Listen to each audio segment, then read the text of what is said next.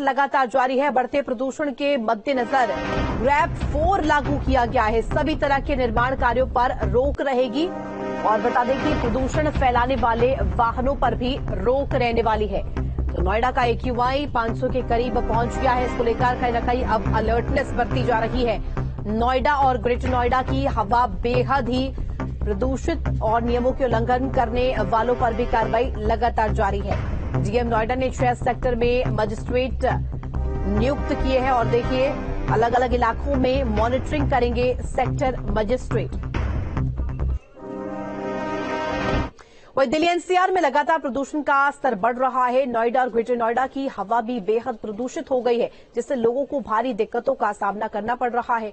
नोएडा के कई इलाकों में AQI 500 के करीब पहुंच गया है। बढ़ते प्रदूषण को लेकर के भी प्रशासन सख्त हो गया है। प्रदूषण फैलाने वाले सभी निर्माण कार्यों पर रोक लगा दी गई है। दिल्ली एनसीआर में पिछले 6 दिनों से लगातार हवा जहरीली हो रही है और AQI 500 के करीब पहुंच चुका है, जो कि बेहद खतरनाक है। नोएडा के हालात दिखाएं तो नोएडा में भी पूरी तरीके से आज भी धुंध छाई हुई है और पोल्यूशन का लेवल 500 के आसपास बना हुआ है। कई ऐसे इलाके हैं जैसे ग्रेटर नोएडा का नॉलेज पार्क 3 और नॉलेज पार्क 5, नोएडा का सेक्टर 62, सेक्टर 125 बेहद प्रदूषित सेक्टर माने जा रहे हैं। लिहाजा अब ग्रैप 4 लागू कर दिया गया है। ग्रैप 4 में तमाम जो निर्माण कार्य चल रहे थे उन सब पर पूरी तरीके से पाबंदी लगा दी गई है।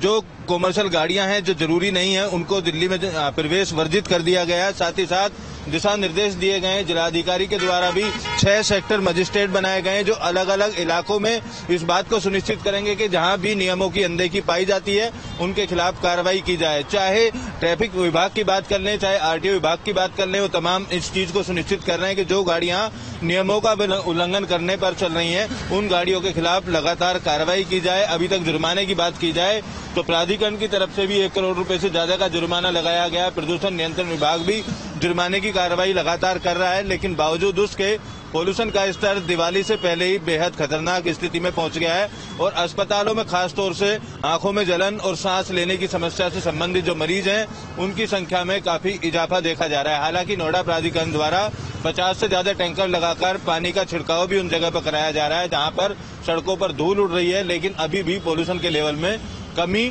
नजर नहीं आ रही है। वीडियो जर्नलिस्ट मुकेश झा के साथ अमित चौधरी, न्यूज स्टेट नोएडा। देश की राजधानी दिल्ली का प्रदूषण से हाल बेहाल है। कई इलाकों में AQI गंभीर श्रेणी में बना हुआ है।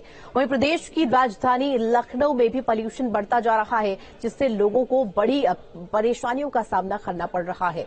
लगातार तमाम परेशानियां लोगों को हो रही हैं।